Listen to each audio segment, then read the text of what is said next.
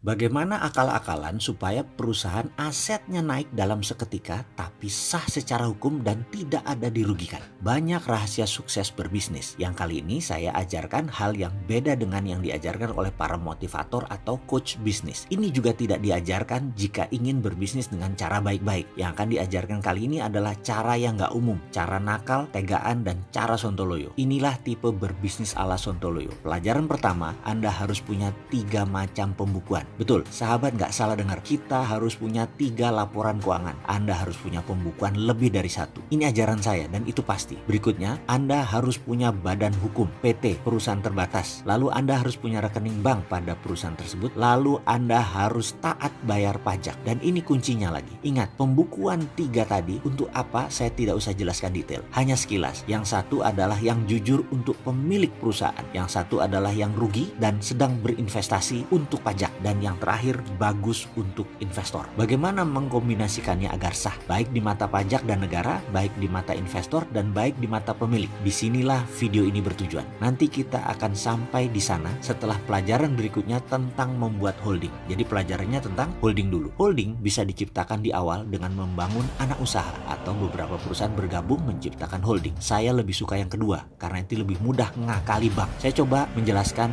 cara membuat holding. Misalnya si A memiliki usaha dengan nilai aset 100, B mempunyai usaha dengan nilai aset sama juga 100, C memiliki bidang usaha yang sama juga nilainya 100. Ketiganya sepakat membuat holding PT ABC, masing-masing menyerahkan 100 ke PT ABC. Jadi PT Holding ABC nilainya 300 sekarang. Ini adalah akuisisi 100% ke holding. Pembukuan di PT A, Anda memang sudah memiliki 100. Di pembukuan PT ABC, si A juga memiliki 100 atas aset tersebut. Betul, begitu melihatnya ya. Jadi di pembukuan yang berbeda tadi, A asetnya kalau dijumlahkan menjadi 200. Dari PT A 100, dari PT ABC 100. Walaupun aset bernama sama, namun dibaca di buku berbeda. Lalu PT ABC bisakah meminjam bank senilai 200? Jawabannya bisa. Maka uang yang 200 tadi dibuat PT D dan PT E. Aset PT ABC sekarang ditambah dengan PT D dan E. Nilainya menjadi 500. Setuju bukan? Kekuatan bertiga tadi waktu berdiri sendiri-sendiri hanya 100. Tapi kalau sekarang digabungkan menjadi 700 nilai bukunya. Sebentar dulu, jangan dikomentari, masih panjang ini. Kemudian ada proyek F bernilai 600. Maka PT ABC meminjam uang ke sebuah perusahaan di luar negeri bernama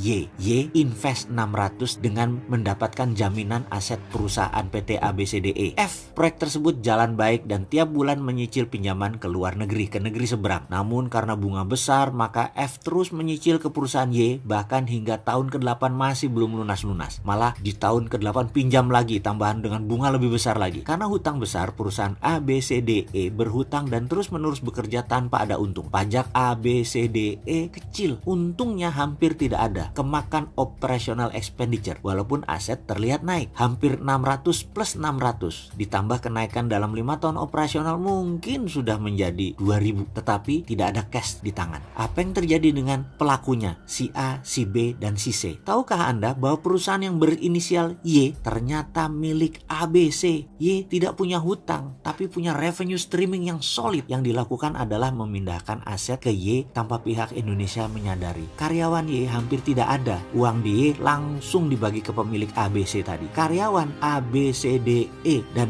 F semua hidup biasa saja yang di Indonesia itu. Perusahaannya pas-pasan aja. Negara ya dapatnya sedikit lah dari pajak. ABC si individu melakukan transfer pembukuan. ABC hidup sangat layak dan kaya raya. Asetnya ada di ABCDE plus F plus Y. Ya begitulah sisi kecil apa yang seorang Sontoloyo lakukan selama 25 tahun berbisnis. Masih belum ada apa-apanya dibanding yang lain dan masih banyak lagi jurus yang disembunyikan. Kalau sudah berani begini dibuka tujuannya satu, artinya Sontoloyo tidak main kayak beginian lagi. Anggap saja ini sebagai magic reveal, membuka tabir teknik sulap agar pesulap menciptakan ilmu baru lagi. Dan kasihan bagi pesulap junior menjadi garing karena ketahuan semua triknya. Begitu juga dunia bisnis akal-akalan. Kita sudah punya trik baru. Maaf ya.